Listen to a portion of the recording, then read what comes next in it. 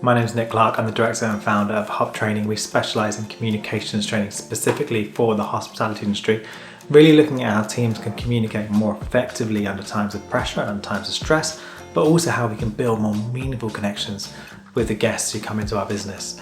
In this video, we're going to be looking at how to deal with people who break the social distancing rules. We've really got to think about what do we want out of this situation. And ultimately, is we want these guests to do something that we want them to do, that perhaps they don't want to do. In order to do that, we've got to be able to build a meaningful connection with them. And to be able to do that, we have to be calm, we have to be relaxed, we have to be present, and we have to be very self-aware and very in control of the way we're communicating in order to build that connection. Now, there's a few things we need to be aware of. When somebody does something we don't want them to do, we tend to have a reaction. So let's say a guest sits on a table that's clearly marked, do not sit here, this is a social distancing table, and they go and sit there.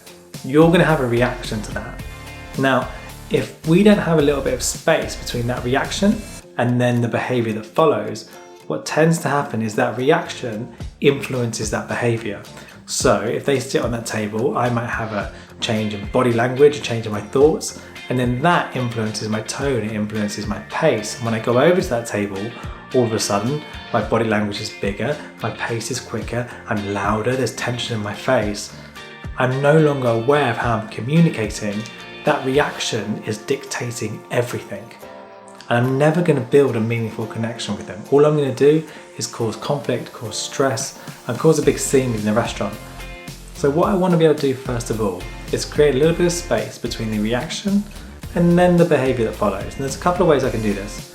Firstly, I just want to take a few breaths. By taking those few breaths, I'm going to relax my body language, hopefully back to the position it was in before.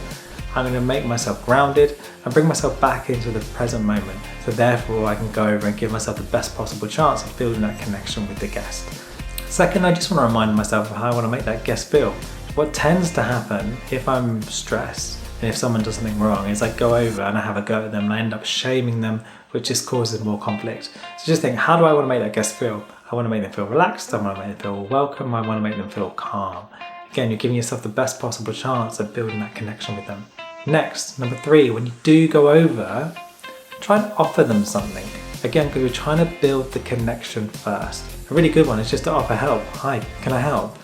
And genuinely mean it. And if you do genuinely mean it, you'll disarm them.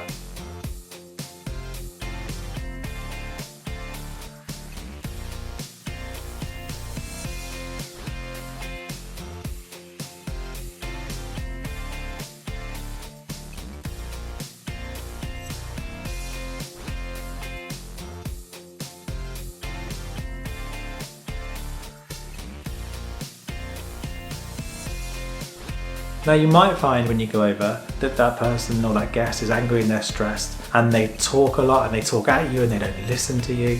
Your job in that situation, or the best thing you can do, is just let them go. Let them speak, let them talk over you, and as long as you don't interrupt, eventually they will stop. And in that moment when they stop, you can then respond with a calm, soft, gentle tone, which again will influence them and give yourself the best possible chance of building a connection with them. But what we tend to do is we listen for a bit and then we start to interrupt. And that again just leads to conflict. And whilst they're speaking to you, I don't want you just to switch up. It's really important that you actually genuinely listen to what they're telling you. And then if we're genuinely listening, we can use high-level, high-skilled empathy to build connection. Low-skilled, low-level empathy is using the phrase I understand, not really meaning what you're saying, but high-skilled, high-level empathy is listening to all the things they're telling you and then picking out the things that you can genuinely empathise with. So for example, if they're telling you they've been queuing outside and they've got 4 children and the kids have been a nightmare and it's really hot, if you've got children, you can genuinely empathise with that. The more skilled the empathy, the more quickly you'll build that connection. And then once you build that connection, you can then get them to do what you want them to do. So once you've got the connection, then you can explain to them that I'm really sorry, this table is actually not in use, but I can do this, this, and this. Then there's no conflict, no one's stressed, everyone's relaxed, and you can get on with the rest of your day and providing hospitality to the rest of your guests.